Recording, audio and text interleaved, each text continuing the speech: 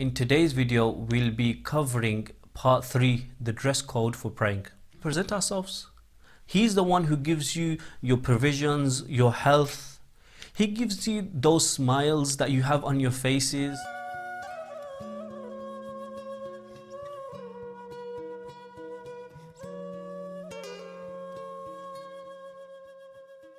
Bismillah ar-Rahman ar-Rahim.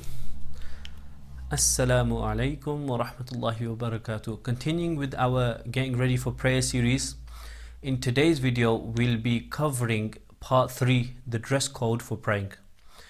If you haven't watched our step 1 or 2 of this series, where I go over the timing of the prayer, or step 1 where I go over the wudu, then please do check it out, as they're awesome videos with PDFs to help you out as well. Why is there a dress code for prayer? Why is it important for prayer, a dress code? In the Quran, Allah subhanahu wa ta'ala says in Surah Baqarah, أعوذ بالله من الشيطان الرجيم بسم الله الرحمن الرحيم إن الله يحب التوابين ويحب المتطهرين صدق الله العظيم.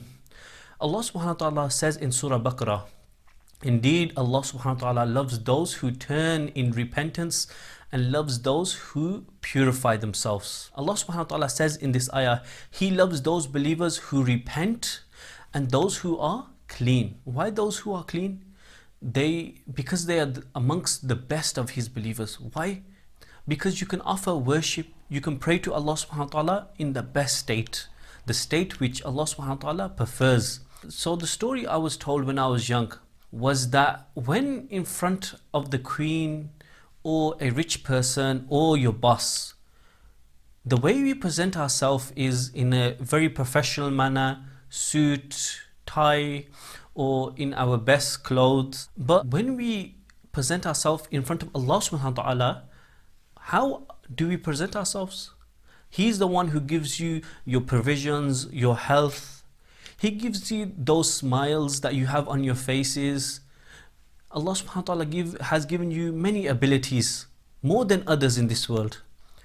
But why do we only wear our normal clothes? So it's a must we present ourselves in our best state when we're about to pray. That covers the types of clothes we need to wear. Now going on to the Awrah. What is the Awrah? Awrah is when we're praying, we need to cover a certain part of our body. The part we cover is called the Awrah. Now for males, anything above the knee to the belly button, so including the knee to the belly button, should be covered. It's recommended as well that your shoulders and arms should be covered. For females, it's a bit different. All the body should be covered, including the head. Now for the female, there's an exception for the face, the hands and the feet. Now that covers the Awrah. Now the restrictions. For clothes, there are not many restrictions on the type of clothes you should wear, but it is recommended that you stay away from the following. So wearing tight clothing. So this applies to men mainly now than women. The second one is clothing with najasa on them, dirt. If your clothes have dirt, mud, or you have been to the gym, or you've been running, then sweaty clothes as well, they're undesirable. Also being presentable, not scruffy. And the fourth restriction is on transparent clothing. So your clothes shouldn't be see-through.